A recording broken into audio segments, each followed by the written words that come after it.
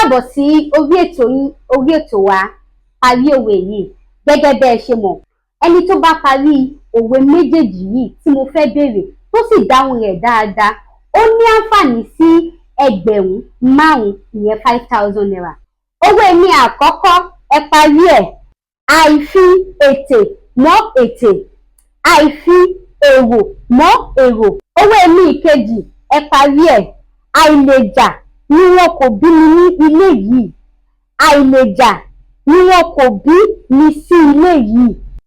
Ẹ fi ìdáhùn yìí sí apá àkọsílẹ̀. Drop your answer in the comment section.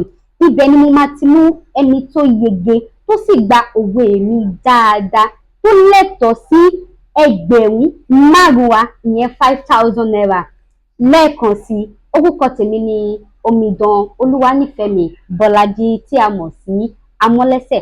Láti máa gbádùn ètò wa, mo fẹ́ bẹ̀ yín ìyá mi, ẹ̀yin bàbá mi, ẹ̀yin ẹ̀gbọ́n mi àtẹ̀yin olólùfẹ́ wa pátá wípé kẹ́ jọ̀ọ́ kẹ́ bá mi subscribe sí Amọ́lẹ́sẹ̀ YouTube channel pẹ̀lú gbogbo other social media wa, nítorí láìsí ẹ̀yin kò sí àwa.